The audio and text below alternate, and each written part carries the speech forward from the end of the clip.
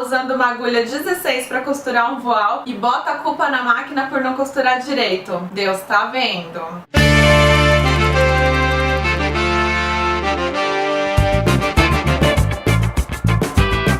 Oi pessoal, como vocês estão? Eu espero que ótimos. Se essa é a sua primeira vez aqui, eu sou a Karina e aqui no meu canal a gente conversa de moda, de costura e de tudo que envolve esses mundos. Seja muito bem-vindo, fique à vontade e clica no botão vermelho ali embaixo para se inscrever. Hoje a gente vai conversar sobre agulhas. Você sabia que para cada espessura de material diferente temos uma agulha específica? É isso mesmo, você precisa trocar de agulha toda vez que for costurar um material muito diferente do anterior. E por que você tem que fazer isso? Porque os tecidos têm diferentes tramas e espessuras de fio. A gente já conversou sobre isso no vídeo onde falei sobre as diferenças dos tecidos planos e das malhas. Se você perdeu esse vídeo não tem problema, eu vou deixar no card e na descrição aqui embaixo. Assiste lá pra entender tudo direitinho. Mas voltando às agulhas, vamos pensar em dois tipos de tecido. Um bem fininho e delicado como a seda e um mais grosso e pesado como a lã. Para costurar a seda eu preciso de uma agulha bem fininha para entrar no meio daquela trama bem delicada e não estragar. Para lã eu preciso de uma agulha mais grossa e resistente para atravessar o tecido com precisão. Agora imagina o que vai acontecer se eu usar a agulha fininha da seda para costurar a lã grossa. Exatamente, ela não vai aguentar e vai quebrar. E se for o contrário,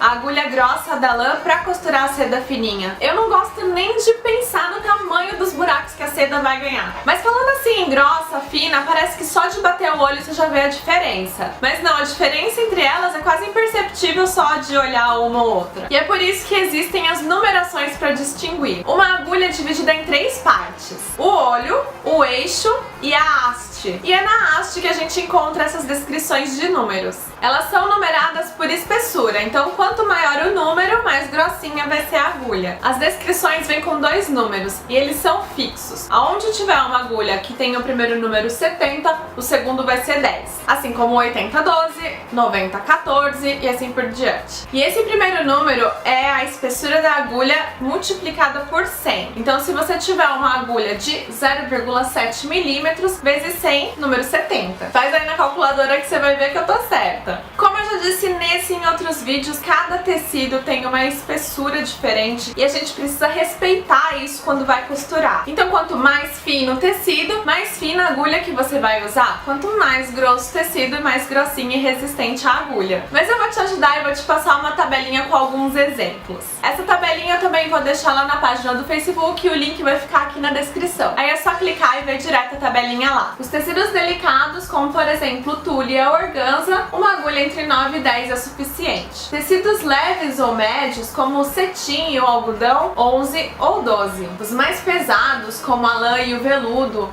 13 ou 14. E os muito pesados, como o tweed e uma sarja, que são bem grossinhos, a 16. Se você for costurar estofados, a número 18 é a ideal. Nós temos que nos atentar também ao comprimento do ponto que a gente vai usar para cada tipo de material. Agora que você aprendeu e parou de culpar a máquina de costura por não costurar direito um tecido, não vai começar a culpar a agulha se você está usando o comprimento de ponto inadequado. Eu já ensinei vocês a diferença de tamanho de ponto e a diferença de tensão de ponto. Se você não viu esse vídeo, eu também vou deixar no card na descrição. Assiste para você entender direitinho qual é a diferença entre tamanhos e tensões. Para tecidos grossos eu preciso de um comprimento de ponto um pouco maior. Ele não vai aceitar um ponto muito miudinho. E os tecidos muito fininhos não vão ficar presos se você usar um ponto muito largo. Então vamos voltar para a tabela. Para os tecidos delicados e levinhos, o ponto entre 1 e 1,5. Para os médios, entre 2 e 3. Para os mais pesados, entre 3 e 4. E para os muito pesados, entre 4,5 e 5. Aqui vale o que eu já falei outras vezes pra vocês. O teste é importantíssimo. Não adianta só pegar essa tabela e seguir a risca. Essa tabela, assim, é só uma base pra você entender melhor como essas coisas funcionam. Mas nada supera você pegar um pedacinho do tecido que você vai trabalhar e testar tamanhos e tensões diferentes de ponto. Não tenha preguiça. Pega aí um pedacinho e testa pra você saber como ele vai ficar. Isso vai fazer uma diferença enorme, porque no final o seu trabalho vai ficar muito mais profissional. Agora vamos fazer um resumo de tudo. A gente falou que a espessura da agulha precisa seguir o peso do gente vai costurar. Assim como a largura do ponto também precisa seguir isso. Mas a gente precisa ter atenção e julgar da melhor maneira possível o nosso projeto. Por exemplo, eu tenho um algodão comum e pela tabela eu vou usar a agulha número 11. Mas e se esse algodão vier acompanhado de uma camada de manta acrílica, como por exemplo para fazer uma capa de máquina de costura? O segredo, eu já ensinei aqui no canal a fazer capa de máquina de costura. Clica no link para aprender.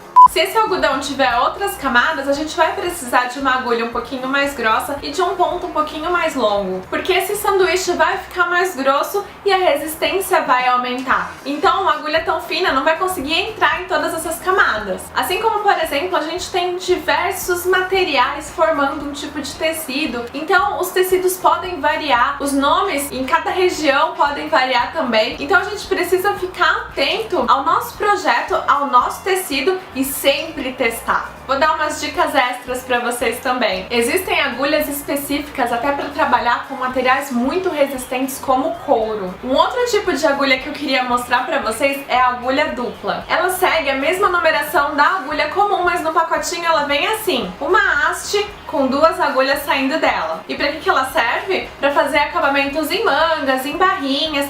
Tem aquelas duas costuras juntinhas imitando o ponto da galoneira, que é a máquina industrial que faz esse tipo de acabamento. Mas ó, fiquem tranquilos que eu vou mostrar essa agulha com calma e em detalhes em outro vídeo. Além dessas agulhas que eu citei, ainda existem as agulhas ponta-bola, que eu já falei algumas vezes aqui no canal pra vocês. E elas servem pra costurar malhas. A ponta dela não é afiada como da agulha comum, ela é mais arredondadinha. Então ela não quebra o fio da trama da malha, que é uma trama diferente e não aceita que você coloque uma agulha afiada. E esse tipo de agulha eu vou mostrar melhor pra vocês no vídeo sobre como costurar malhas, que já sai daqui a pouquinho. E a agulha dupla vai estar nele. Nossa, eu falei bastante, né? Então pra finalizar eu vou dar duas dicas. A coisa mais chata do mundo é você separar um tempo, tá super empolgado pra começar um projetinho e ter que parar ele no meio.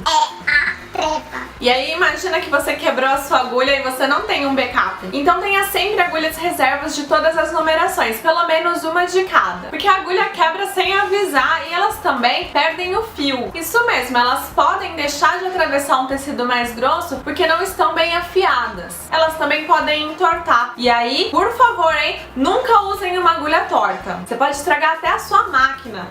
Segunda dica, pode parecer chato ter que ficar trocando de agulha toda vez que você troca de material, mas isso é essencial para ter um trabalho muito bem feito. Mas se você tá morrendo de preguiça de trocar agulha toda hora, pelo menos não vai usar uma super grossa num tecido fininho e vice-versa. Você já sabia a diferença entre as agulhas? Aprendeu mais hoje aqui nesse vídeo? Então me conta aqui embaixo o que você aprendeu, o que você quer aprender, que assim a gente troca experiência e nos próximos vídeos vai ajustando temas que vocês querem aprender. Não esquece de me seguir nas redes sociais e se você fez alguma coisa que aprendeu aqui no canal, me manda uma foto que eu adoro postar lá na nossa página do Facebook. Aproveita e dá um like na página, não esquece de me seguir no Instagram e nem no Snap. Se você gostou desse vídeo, não esquece de dar o seu like, de deixar o seu comentário aqui embaixo e de se inscrever aqui no canal para não perder nada do que eu posto aqui. Eu espero que você tenha gostado desse vídeo, vejo você no próximo. Beijos, tchau!